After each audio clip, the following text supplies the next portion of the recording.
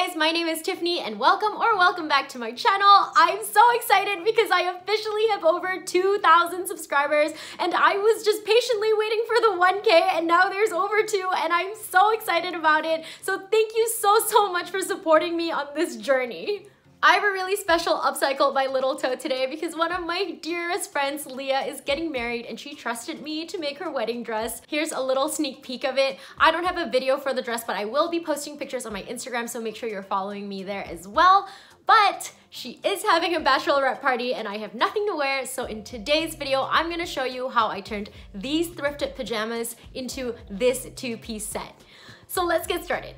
Here are the pajamas on, and as you can see, they're pretty big on me. I got these for under $2 and I bought them because this is one of my favorite colors and I really love this print, so I wanted to challenge myself and see if I could upcycle this into a cute outfit. I'm gonna start with the top and I'm going for a cropped bustier style top, so I'm actually going to be using the pattern I used in my last video where I made this dress, and I'm making a minor modification to it, but I'll show you exactly how I did that. Also, I don't want this video to be too long, so I am going to speed through this section a little bit, but if you check out my last video, and I'm gonna link that down below, I have a step-by-step tutorial that's pretty detailed on exactly how I assembled this top, so make sure you check that out. Here is the pattern that I'll be using for the bodice. The only thing I'm changing is the length of the top, so I'm cropping it by 3 inches and it should look something like this. As you can see here, this new pattern is 3 inches shorter than the original pattern. For the center back piece, I'm folding it under about 1 inch to make the top a little smaller than my actual size because I've decided to make a lace-up closure. This is the pattern I'll be using for the bra cups, and just like my last video, I'm using this free Maya bra pattern, which I'll link down below. Here are all my pattern pieces for the top, and I went ahead and cut them out with fusible interfacing. As you can see here, my center front piece was cut on fold, then I cut out all of the pieces I need for the other side. I've decided to use iron-on interfacing because this material, she's a little bit rude and really difficult to work with, so the interfacing is just going to give it a little bit of stability and it's going to give the top a little bit more structure. I ironed on the interfacing onto my fabric, and here are all of the pieces for the top. Now I'm going to sew all these bodice pieces together and it should look like this. Now I'll sew the cup pieces and it should look something like this. Before I sew the cups to the bodice, I'm going to make some bias tape. I'm going to be using this thrifted curtain to make the bias tape.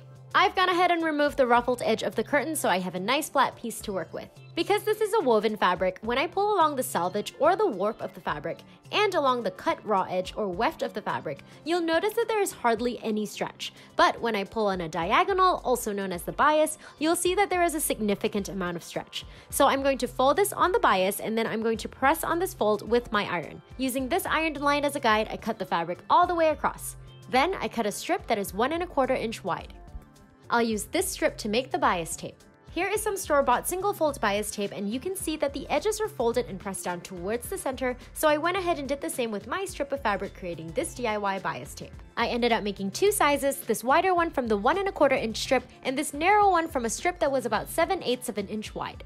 I've cut 2 pieces of the narrow bias tape and I'm placing them on these 2 seams. I'll sew right along the edge of both sides of the tape and it should look like this. I'm really happy with how this is looking, so I'm going to add them to all of the seams. These pieces of bias tape are sewn on the seams, and these 3 are just sewn onto the panels of fabric. Sew the cups to the bodice and you should have something that looks like this. Here is a close-up of what the top looks like now. Using the wider bias tape, I'm placing it along this seam under the cup, and again I'm going to sew right along the edge of either side of the tape so I can use it as a casing for the underwire. This is what the underwire looks like, and you can get this online, but I just thrifted an old bra and then cut these out.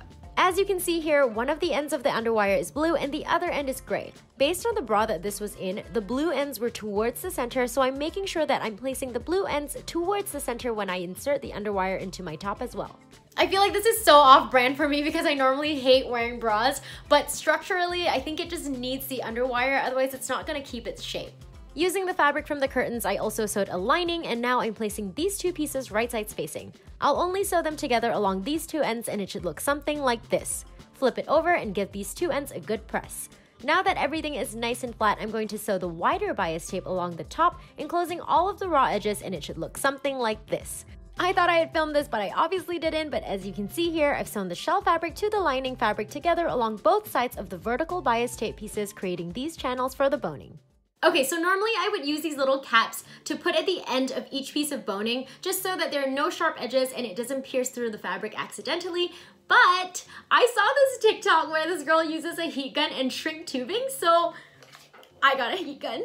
I'm going to be using 1/4 inch spiral steel boning. I got this on Etsy and I'll link that down below. I used wire cutters to cut the desired length, which is about 1/2 inch shorter than its corresponding channel. Here I have 1/4 inch heat shrink tubing, which I've cut into pieces that are about 3/4 inch long. Then I place one of the tubing pieces on the end of my boning piece and use my heat gun to shrink the tubing. I let it cool for about 10 seconds and then pinch the ends together, enclosing the end of the boning. Repeat this on the other end of the boning, and please be really careful when using a heat gun and make sure you've read the instructions on how to properly use it. Then I just snip off any excess tubing so that everything is nice and neat, and then I insert the boning into its channel. This was actually my last piece, and I've already inserted all of the other boning pieces, and now also the wider bias tape along the bottom, and it should look something like this. If you've seen any of my other videos, you'll know I have crazy OCD when it comes to sewing, so it's so satisfying to me when the wrong side is just as neat as the right side. Since I'm doing a lace-up closure in the back, I have to add eyelets, and I just got this kit from Amazon, and I've never done this before, so I'm hoping it goes well. This kit comes with the eyelets and the setting tools, but you'll also need a hammer. As you can see here, I've already done one side off camera because I didn't want to potentially embarrass myself in this video in case it didn't work, but it was actually pretty easy. On this side, I've already made 4 holes that are evenly spaced. Make sure that they are smaller than the actual eyelet and it should fit pretty snugly. For each eyelet, there are 2 parts. This one that has a shank and this one that is just the washer. You're going to take the part with the shank and feed it through the hole, again making sure that it fits snugly, and then place the washer around the shank, making sure that the washer will be on the wrong side of the top.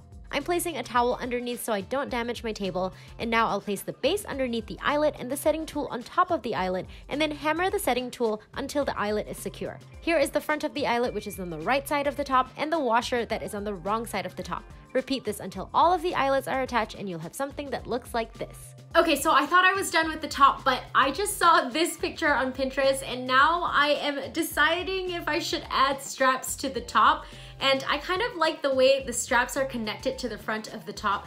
So I think I'm gonna do it, and it might look really bad, but it also might look really good, so I'm just gonna try it. I start out by cutting a piece of fabric that measures 22 inches by 4 inches. I fold this piece right side spacing and sew along the length of the top like so.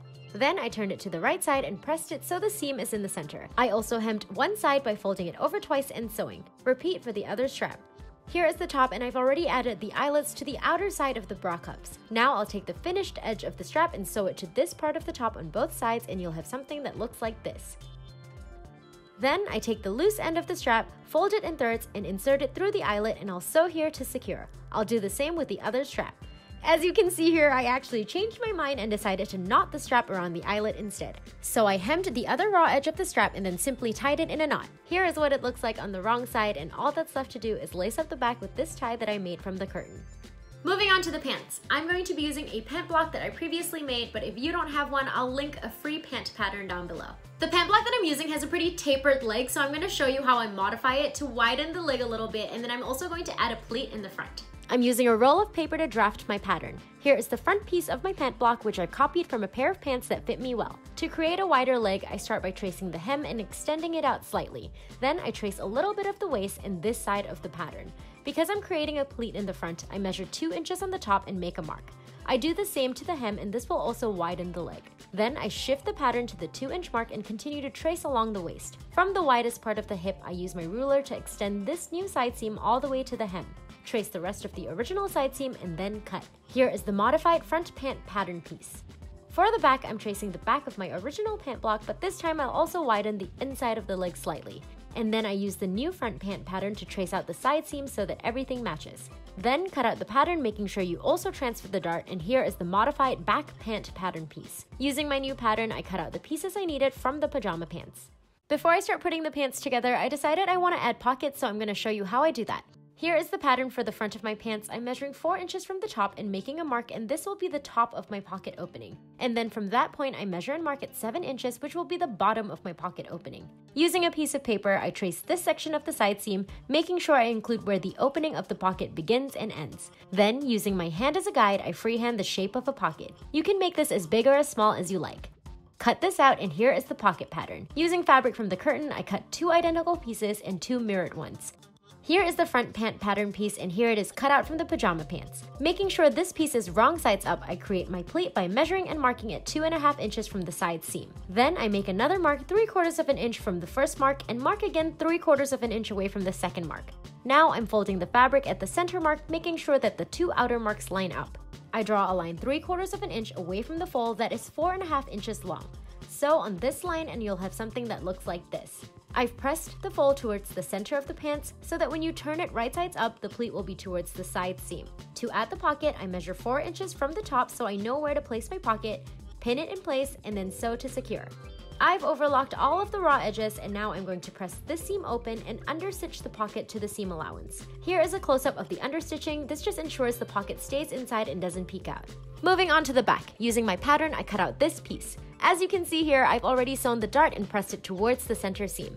Now I'm flipping it right sides up so I can attach the pocket the same way I did for the front. Now I'm laying my front pant piece right side spacing and then pinned them together. Also along the side seam, around the pocket, and continue down the rest of the side seam, and it should look something like this. Flip over to the right side and here is what the pocket should look like. I've gone ahead and made my other pant leg, and now I'm going to sew them together.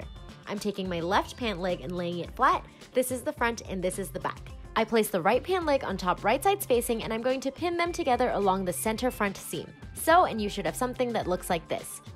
Here is what the center front seam looks like on the right side, and these are starting to look like pants, so let's add the waistband.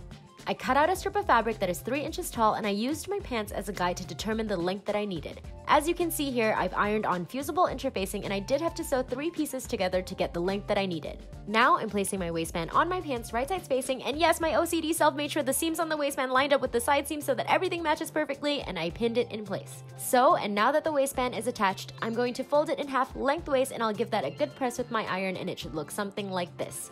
I decided to use the bias tape from earlier because I wanted to add a little bit of detail, but this step is completely optional, and sewed it onto the waistband. Now I'm folding the pants so that they meet in the center back seam, and I'll attach the invisible zipper here. Then I fold the waistband right side spacing, sandwiching the zipper, and sew here to secure. I'll do this for both sides, and you should have a really neat zipper closure that looks like this. I'm going to top stitch the waistband so that everything stays in place, and this is what it should look like. Then I sew the remaining center back seam together. I've pressed that seam open and trimmed the zipper. Finally, time for the last step. I'm going to match up the legs and sew them together, and here are the completed pants. I also ended up using the original hem of the pajama pants, so I did not have to hem these. Here is the full outfit on. I kind of wish I made the pants a little looser, but I do love the way this set looks together. I also paired the top with this extra large thrifted men's shirt, and I love how this looks. A little edgy, but still girly. Let me know in the comments below which one you guys like better. I hope you guys enjoyed this video. I'm so happy with the way this outfit turned out, but I'm not gonna lie, I'm pretty nervous because I haven't socialized with people in so long, so I'm hoping that I still remember how to be a normal human in public. If you guys liked this video, make sure to give me a thumbs up and subscribe to my channel. Let me know your thoughts in the comments below, or if you have any suggestions on what I should make next. If you want to see more photos of this outfit, make sure you follow me on Instagram @LittleToe, and as always, thank you so much for watching.